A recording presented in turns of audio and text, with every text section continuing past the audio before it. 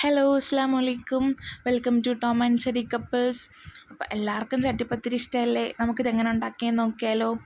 അപ്പം ആദ്യം ഒരു പാൻ വെച്ച് ഇതിലേക്ക് വെളിച്ചെണ്ണ വീഴ്ത്തി അതിലേക്ക് ഇഞ്ചി, പച്ചമുളക്, വെളുത്തുള്ളി ക്രഷ് ചെയ്തിട്ട് കൊടുക്കുക.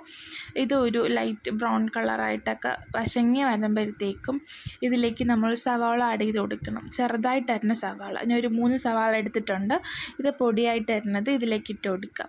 ഇത് നല്ലപോലെ ബ്രൗൺ കളറായി നല്ല വരണ്ട് വരുമ്പോഴത്തേക്കും ഇതിലേക്ക് നമ്മൾ ഉപ്പും മഞ്ഞൾപ്പൊടിയും ചേർത്ത് കുറച്ച് ഒരു 5-10 മിനിറ്റ് നല്ലപോലെ വശങ്ങി നല്ല വെന്ത് വരുമ്പോഴത്തേക്കും ഇതിലേക്ക് മസാലകൾ ചേർക്കുക. എല്ലാത്തിനും ഇടുമ്പോഴത്തെ മസാലകളൊക്കെ തന്നെയാണ്, എന്നാലും പറയാം.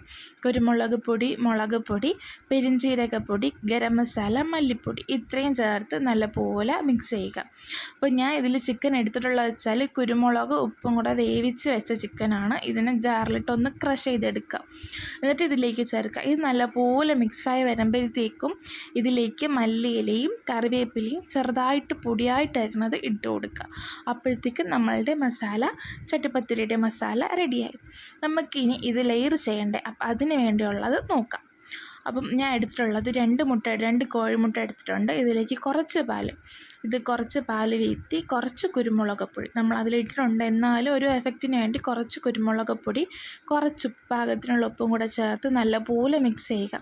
എന്നിട്ടൊരു പാൻ എടുക്കുക. ഞാൻ ചെയ്ത പാൻ തന്നെയാണ് എടുത്തിട്ടുള്ളത്. ഇതിലേക്ക് ലെയറായിട്ട് സമൂസയുടെ ഷീറ്റ്, സ്വിറ്റ്സിൻ്റെ ഷീറ്റാണ്, ഇത് മുക്കി ഇതുപോലെ ലെയർ ചെയ്യുക. എന്നിട്ട് നമ്മൾ ചെയ്ത് വെച്ച മസാല ഇതുപോലെ സ്പ്രെഡ് ചെയ്ത് എല്ലായിടത്തും ആവുന്ന രീതിയിൽ വെച്ച് കൊടുക്കുക. ഇതേപോലെ റിപ്പീറ്റ് ചെയ്യുക. രണ്ടാമത്തെ ലെയറും അതുപോലെ വയ്ക്കുക. എന്നിട്ട് ഈ മസാലകളൊക്കെ ഇതുപോലെ വെച്ച് കൊടുക്കുക. എന്നിട്ട് മൂന്നാമത്തെ ലെയർ, നമ്മളുടെ 3 ലെയറാണ് ചെയ്യുന്നത്. മൂന്നാമത്തേതിൽ ഇതുപോലെ മസാലയൊക്കെ വെച്ച് ചെയ്ത് കൊടുക്കുക. ഫുൾ കവർ ചെയ്യണം, മസാലകളൊന്നും പുറത്തു പോകാത്ത രീതിയിൽ നല്ലപോലെ കവർ ചെയ്തിട്ട് ബാക്കി വന്ന ബാലൻസ് വന്ന മുട്ടയുടെ ഇതിലേക്ക് വീഴ്ത്തി കൊടുക്കുക. എന്നിട്ട് സൈഡ് മൊത്തവും റൗണ്ട് ചെയ്യുക. ഞാൻ ഇവിടെ ചീസ് വെക്കുന്നുണ്ട്, വേണമെങ്കിൽ വെച്ചാൽ മതി.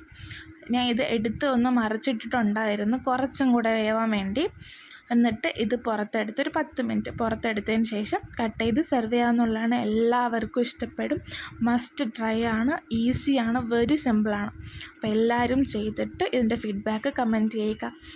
അപ്പോൾ എല്ലാവരും ലൈക്കും സബ്സ്ക്രൈബും ചെയ്യുക. Thank you.